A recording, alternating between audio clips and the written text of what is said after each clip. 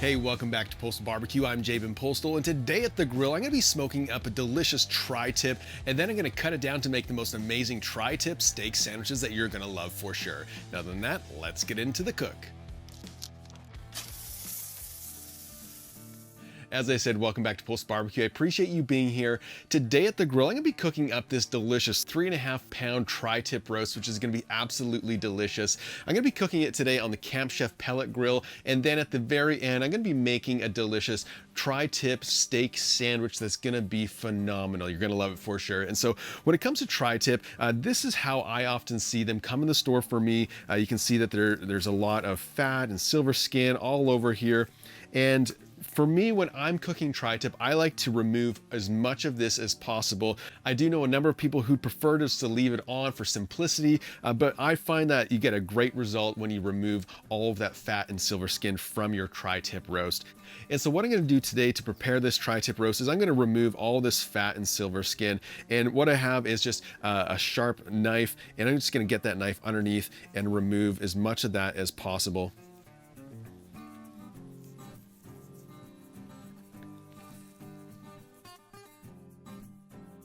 There we go, that looks pretty good. And so one of the benefits that you get when you trim that silver skin and the fat is that you get to see the direction of the grains of the meat. You'll notice that this tip runs this direction and this tip runs this direction over here. So they're a little bit different, and we'll get to that when it comes time to cutting this tri-tip, because that's when it becomes important. With everything trimmed up, I'm gonna go ahead and apply some olive oil to the outside of this tri-tip. And this is gonna be a little bit of a binder for our rub to stick to.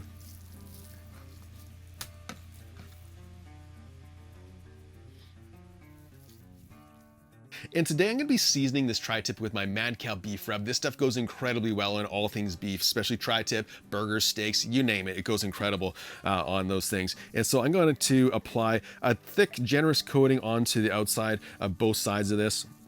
And this tri-tip, like I said, is about 3.5–4 pounds. And so it's a little bit larger than some of the other ones that you might find. And so it can handle a generous coating of this rub. Flip it over. You can do the same to this side.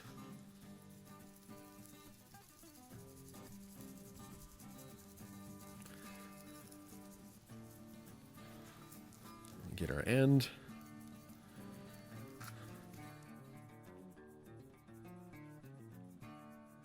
All right, there we go. So that's all we need to do to prepare this tri-tip today. And so with it all rubbed down and ready to go, I'm gonna go ahead and get the Camp Chef pellet grill set up for cooking around 250 degrees.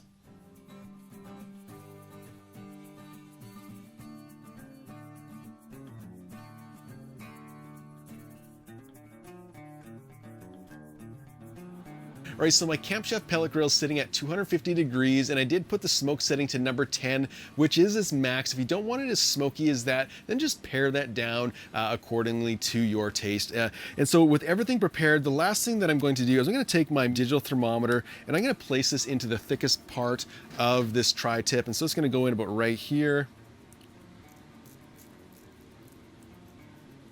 There we go. And this is just gonna help monitor the internal temperature of this tri-tip as it's cooking so that I don't overshoot my temperatures. And so with everything prepared, let me get it onto the grill.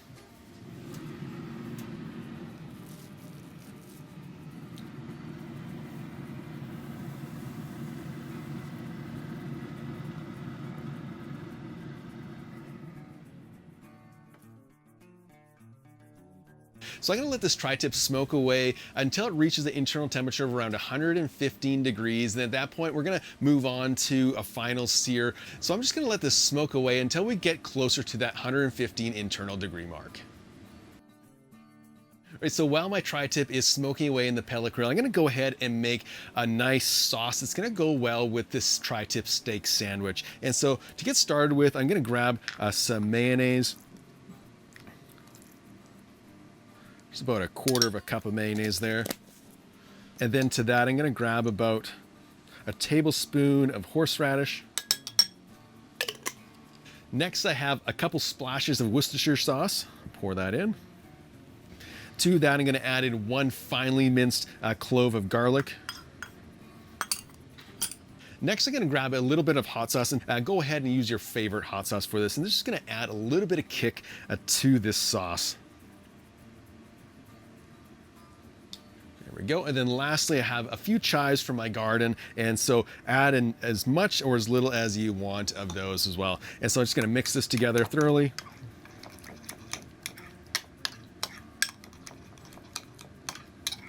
All right, there we go. And so just take a look at that. You can see that the sauce is a little bit thick, and this is a great option, but if you want it a little bit thinner, this is where you now thin it down to your preference. And so I'm gonna thin it down a little bit. I'm gonna add about an ounce of dill pickle juice to this to thin it down. It's also gonna give it just a touch of tang. And you could add some apple cider vinegar to this, or even just a little bit of water goes fine with it as well. And so this is how I prefer it though, with that a little bit thinner consistency. But again, it's up to you. Okay, so I'm just gonna have a little taste to see if it's missing anything. Oh my goodness, that is so good. Whew. You can taste a bit of spice. You can definitely taste some of that pickle juice that's in there. And then you get that garlic and horseradish, which just punches through. This is gonna be a great sauce for these steak sandwiches. So I've been cooking my tri-tip on the pellet grill for just over an hour, and the internal temperature according to my meter probe is at 115 degrees. And so what I'm gonna do now is I'm gonna open up the grill and remove it from the cooker, and I'm gonna bump up those temperatures to about 500 degrees so we can do a final sear on this tri-tip. You can see that it's picked up some nice color from our wood pellets, and it's gonna add a lot of extra flavor and dimension to this tri-tip. So let's get it off the grill. Just take a look at that. This is gonna be so good. Okay, so I'm gonna press this back, and then I'm gonna set my temperature all the way to high. And then the last thing I'm going to do is I'm gonna open up my diffusion plate, and this is going to allow us to give a final sear to this tri-tip. And it's gonna take about 5 minutes or so to get it roaring hot. All right, so I let my grill come up to a nice searing temperature. And so what I'm gonna do now is I'm gonna place the tri-tip directly over the fire pot to sear about 1 minute on each side twice. And then at that point, I'll just double check our temperatures to see if we need to go a little bit more.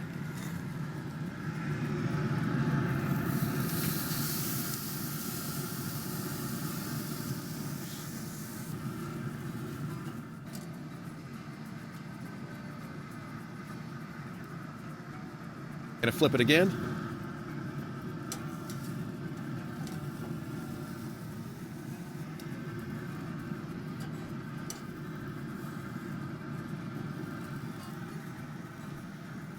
Okay, so I'm 4 minutes into this sear, and I just checked my meter app, and we're reading them around 120 degrees, so it still needs a little bit longer. I can still do a little bit more searing on this, and so I'm gonna do another minute on each side.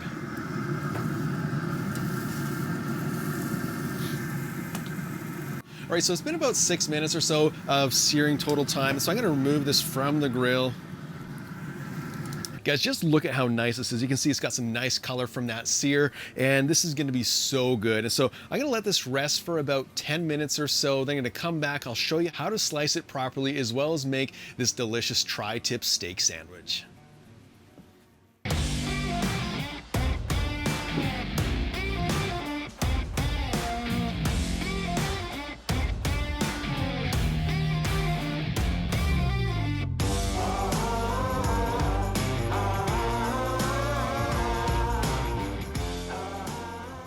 All right, so it only took about 1 hour and 20 minutes to get to this point. I first smoked it for just over an hour on the pellet grill, then seared it for a few minutes on each side, and it looks absolutely perfect. You can really pick up the aroma, not just of the smoke, but also the rub we use. That Mad Cow goes really well on tri-tip. And so we have a finished internal temperature after resting about 130 degrees. And so this is how I like to cook mine. If you want to go a little bit more, just bump up your temperature a little bit, go to 120 maybe.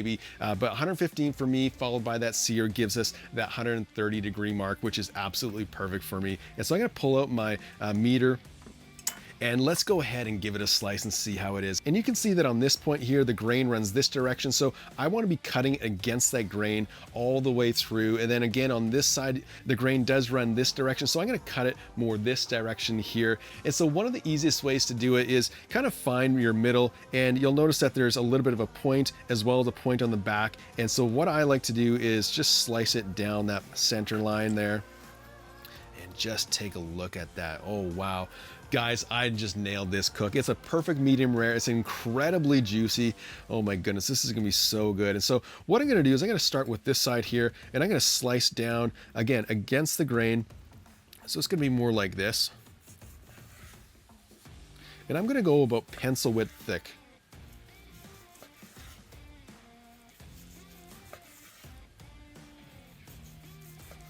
Look, you can just pull it apart like that. I'm gonna go for a taste test and just see how it is before I build this sandwich. Oh man. This is why I love tri-tip. It's so good. Guys, I'm not joking. That mad cow is so good on this tri-tip. I'm telling you, this needs to be your go-to seasoning for tri-tip, brisket, all things beef. It's so good. Okay, for my sandwich today, I'm gonna keep it a little bit simple. I got my brioche bun. I'm gonna grab some of this horseradish mayo, and I'm gonna place that on the bottom bun. And then I'm gonna grab some of these pieces of this tri-tip. I'm gonna rub it around in the juices just to get a little bit more of that seasoning on there. Just rip it apart.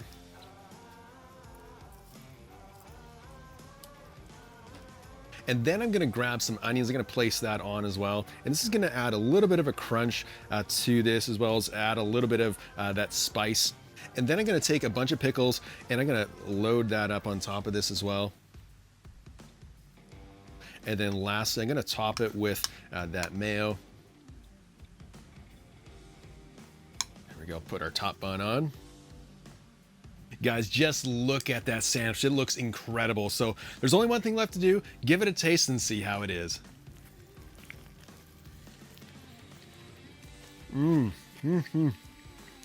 Guys, this sandwich was unreal because the flavor of tri-tip is so good. It's juicy, it's beefy, it's tender, it's absolutely delicious. If you're in another area of the country where it's a little bit harder to access, make sure to pick it up when you find it because you won't be disappointed, especially when you make these tri-tip steak sandwiches.